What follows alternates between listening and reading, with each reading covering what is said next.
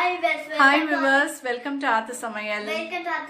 Please subscribe பண்ணுங்க, பக்கத்துல இருக்க bell button press பண்ணுங்க. Press பண்ணிட்டு அதுக்கப்புறம் இந்த வீடியோ நீங்க டீடைலா நீங்க பார்க்கலாம். ஆக்சுவலா ஏற்கனவே வந்து காரடியார் நோன்பு பத்தி நான் சொல்லி இருந்தேன் ஷார்ட்டா. அது எப்படி பண்ணணும் பூஜையினுடைய ப்ரொசீஜர் நான் சொல்லி இருந்தேன். இந்த வீடியோல பாத்தீங்கன்னா இப்போ காரடியார் நோம்பினுடைய டைமிங் வந்து நான் சொல்றேன். அதுக்கப்புறம் கார அடை எப்படி பண்றது, அப்புறம் ஸ்வீட் அடை இல்லாட்டி கொழுக்கட்டைன்னு கூட சொல்லுவாங்க. ஸோ அது எப்படி பண்றதுன்றது ரொம்ப ஷார்ட்டா உங்களுக்கு ஈஸியா நான் சொல்லியிருக்கேன். இதை பார்த்து நீங்க தெரிஞ்சுக்கோங்க. கண்டிப்பா வந்து வர வெள்ளிக்கிழமை செய்யறவங்க கண்டிப்பா ரெகுலரா நீங்க செய்யலாம்.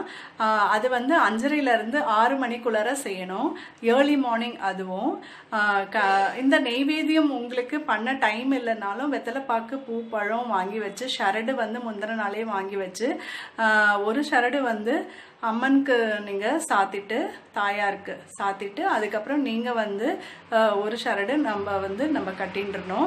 ஒரு சில ஆத்துல வந்து கணவர்மான்கள் கட்டி விடுவாங்க, இன்னொரு சில ஆத்துல எல்லாம் வந்து பெரியவங்க கட்டி விடுவாங்க. கன்னி பெண்களுக்கு வந்து பெரியவா யாராவது இருந்தா ஆத்துல அதை வந்து கட்டி விடுவாங்க.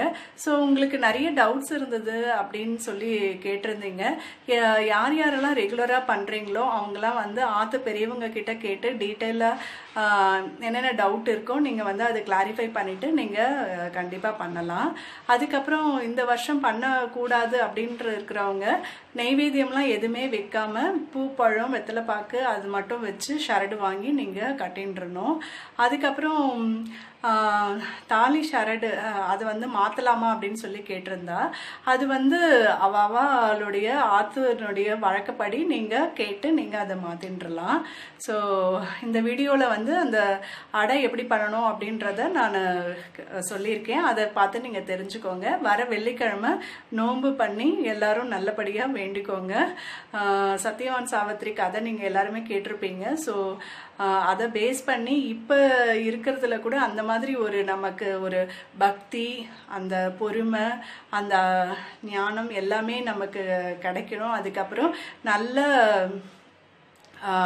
ஆத்துல இருக்கிறவா அதுக்கப்புறம் கணவர்மார்களுக்காக நல்லபடியா நம்ம வேண்டி நம்ம வந்து நம்மளுடைய ட்ரெடிஷ்னலா வந்து நம்ம கண்டிப்பா நம்ம வந்து குழந்தைங்களுக்கும் சொல்லி அதை வந்து நம்ம அதுக்கு பிரகாரம் வந்து நம்ம வளர்க்கறதுக்கு நம்ம பார்க்கலாம்.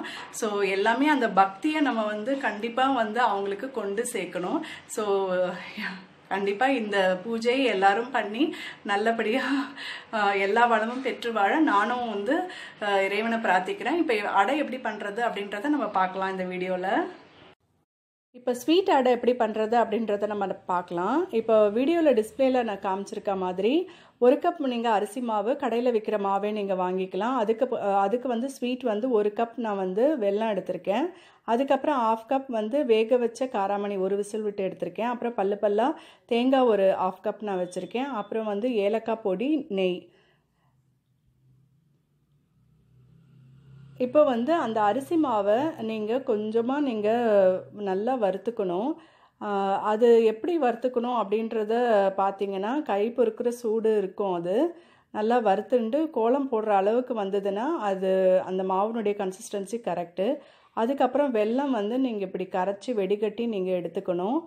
இது எப்பவுமே வந்து ஸ்வீட் அடைக்கு நீங்கள் என்ன பார்த்தீங்கன்னா 1:2 ரேஷியோ தான். அதனால் 1 கப் நான் வந்து வெல்லம் நான் வந்து ஃபில்டர் பண்ணி எடுத்திருக்கேன். எந்த கப்பால் அரிசி மாவு அளந்தீங்களோ அதே கப்பால் 2 கப் நம்ம வந்து தண்ணி, அதாவது வெல்லம் கரைச்சலோட தண்ணியும் சேர்த்து நம்ம வந்து கொதிக்க விடணும். அது கூட நான் வந்து அந்த பல்லா இருக்கிற தேங்காவை நான் ஆட் பண்ணியிருக்கேன். அதுக்கப்புறம் இந்த காராமணி 1 விசில் விட்டு அந்த காராமணி நான் எடுத்திருக்கேன். அப்புறம் கொஞ்சமாக வந்து ஏலக்காய் பொடி. இது ரொம்ப மடியாக செய்கிறவங்க காராமணியை வந்து நல்லா கொதிக்கிற தண்ணியில் கொஞ்ச நேரம் 10 நிமிஷம் அப்படியே வச்சுருந்து அதுக்கப்புறம் அது 1 விசில் விட்டு வேக வச்சு எடுத்துருவாங்க. முந்தின நாள் ஊற போட மாட்டாங்க. இப்போ நெய் 1 ஸ்பூன் நான் விட்டுருக்கேன். இது நல்லா தளைச்சி வரணும். இது கொதிச்சு வந்ததும் நம்ம வந்து மாவு உப்புமா பதத்துக்கு, உப்புமா எப்படி நம்ம கலருவோம் அந்த மாதிரி மாவு போட்டு நம்ம கலரி நம்ம எடுக்கணும். அது எப்படி நம்ம எடுக்கிறது அப்படின்றத நான் இந்த கன்சிஸ்டன்சி உங்களுக்கு நான் காமிக்கிறேன். ஸ்வீட் அடைக்கும் சரி கார அடைக்கும் சரி 1க்கு 2 தண்ணி வச்சா போகிறோம், அதுக்கு மேலே தேவைப்படாது.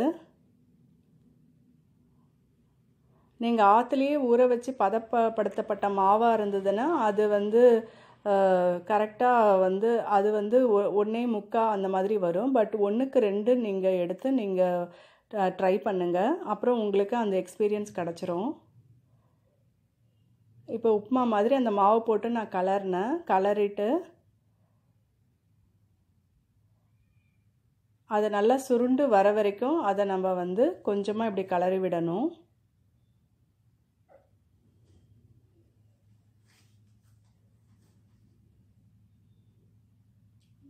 இப்போ இதுலேயே பாதி வெந்துடும்.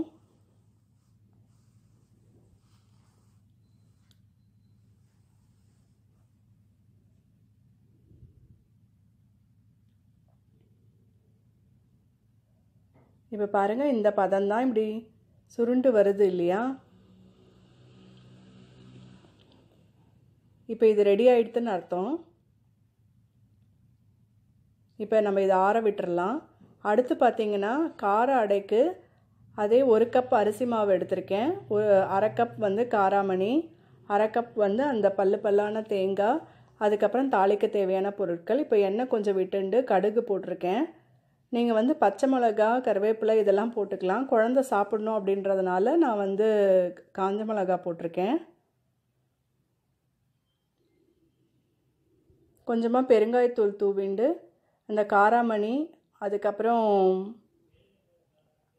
அந்த தேங்காய் சின்ன சின்ன பீஸாக நீங்கள் கட் பண்ணிக்கோங்க. அதை போட்டு இப்போது 1 கப் மாவுக்கு 2 கப் நான் தண்ணி இப்போ நான் ஆட் பண்ண போகிறேன். இப்போ 2 கப் தண்ணி நான் ஆட் பண்ணிட்டேன். இப்போ தேவையான அளவு நம்ம உப்பு சேர்த்துட்டுலாம்.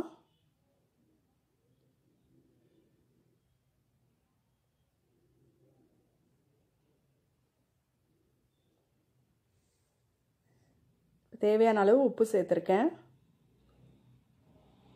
இப்போ இது நல்லா கொதிச்சு வரும்போது உப்புமா எப்படி நம்ம கலருவோமோ அதே மாதிரி அந்த வர மாவையும் போட்டு கலரணும். எப்போவுமே கடையில் நீங்கள் மாவு வாங்கினாலும் சரி, இல்லை வீட்டிலையே நீங்கள் பதப்படுத்தி எடுத்த மாவாக இருந்தாலும் சரி, நீங்கள் அதை கொஞ்சமாக வறுத்து எடுத்துக்கோங்க.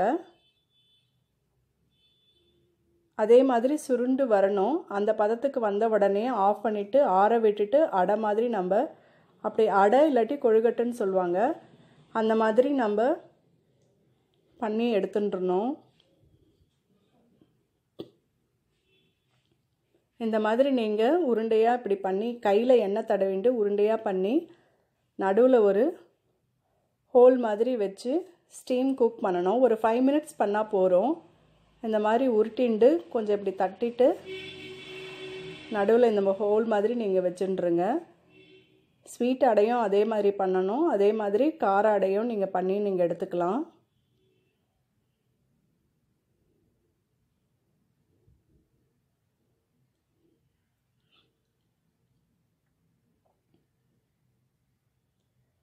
இப்போ கார அடையும் அதே மாதிரி நான் கையில் எண்ணெய் தடவிண்டு பாருங்கள் இப்படி தட்டிட்டு ஒரே ஒரு ஹோல் போட்டு நான் இப்படி எடுத்திருக்கேன். இது ரெண்டையுமே இப்போ ஸ்டீம் குக் பண்ணணும். ஒரு 5 மினிட்ஸ் பண்ணால் போகிறோம், அதுக்கு மேலே வேண்டியதில்லை. நீங்கள் கொழுக்கட்டை இடியாப்பம்லாம் எப்படி நீங்கள் பண்ணுவீங்களோ உங்களுக்கு அந்த ஸ்டீமர் இருந்ததுன்னா அதில் வச்சு நீங்கள் எடுத்துக்கோங்க.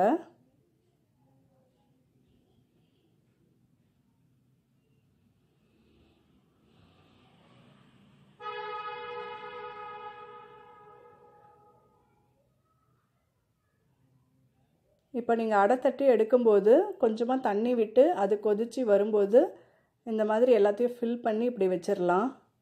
வச்சுட்டு ஒரு 5 மினிட்ஸ் கழித்து இப்போ எடுத்துடலாம்.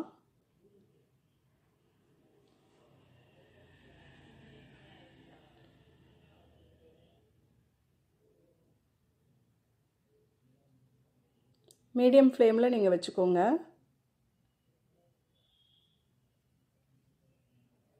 இப்போ 5 மினிட்ஸ் கழித்து பார்த்தீங்கன்னா நல்லா இப்போ வெந்துடுது. இப்போ உங்களுக்கு ஸ்வீட்டும் கார அடையும் ரெடி ஆகிடுச்சு. இதே மாதிரி நீங்கள் எடுத்து நீங்கள் நெய்வேத்தியத்துக்கு வைக்கலாம். வெண்ணெய் வைக்கணும் கண்டிப்பாக. இப்போ இந்த பிக்சரில் இப்போ நான் காமிக்கிறேன் பாருங்கள். அந்த பிக்சரில் காமிக்கிற மாதிரி கொஞ்சம் அலங்காரம் இந்த மாதிரி நீங்கள் ரெடி பண்ணிட்டு ஒரு நுனி வாழை இலை வச்சு இந்த மாதிரி வெத்தலைப்பாக்கு பழம் இதெல்லாம் வைக்கணும். இதெல்லாம் வச்சு இப்போ நுனி இலை வாங்கி அதில் ஸ்வீட் அடை அப்புறம் கார அடை வச்சு அந்த மாதிரி வெண்ணெய் வச்சு அந்த சரடு வச்சு நீங்கள் பூஜை